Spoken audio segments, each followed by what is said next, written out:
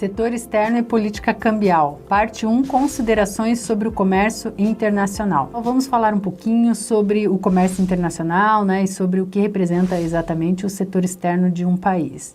Primeiro, a gente precisa entender um pouquinho quais as vantagens e o que exatamente é esse comércio internacional que a gente fala. Por que os países recorrem ao comércio internacional, né? Vendem e compram seus produtos com o resto do mundo. Então, pelo primeiro fator, a questão da diversificação de produtos, né? Por questões climáticas, a gente não tem um determinado produto aqui no Brasil que só é produzido em regiões muito frias, né? Ou algum tipo de país mais frio, né?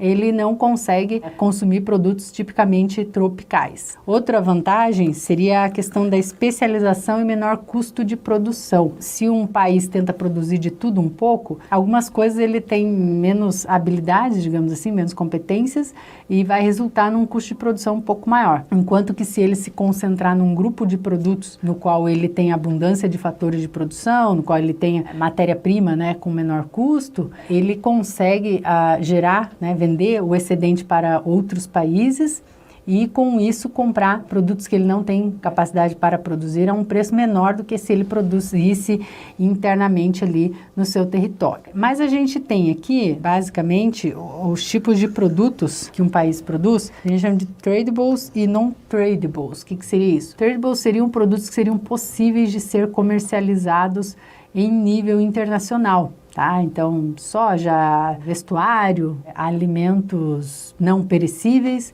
alimentos congelados também, esses são possíveis de se consumir, de se vender, né? Transportar de um país para o outro. E o que seria non-tradable? Seriam produtos e serviços que só dá para consumir, ser produzido ali internamente. Então, por exemplo, uma refeição pronta, só congelada, né? Que você faz, importa ou exporta, né? De modo geral, as refeições prontas são consumidas ali no seu território. Você não sai do seu país para outro país fazer um almoço, por exemplo, corte de cabelos. Com raríssimas exceções de pessoas muito ricas, né? O custo para você ter um corte de cabelo em outro país, ele é muito maior do que o próprio corte de cabelo. Então, você acaba fazendo no seu próprio país. Outra coisa que a gente tem que pensar é que as transações são feitas em moedas diferentes. O Brasil tem o real, a Inglaterra tem a libra, os Estados Unidos tem o dólar, né? A Argentina tem o peso. E como é que acabam realizando essas transações? O padrão, geralmente, é você utilizar uma moeda comum, né, internacional. Alguns países têm ali suas transações, cada um na sua moeda, né, a partir do saldo,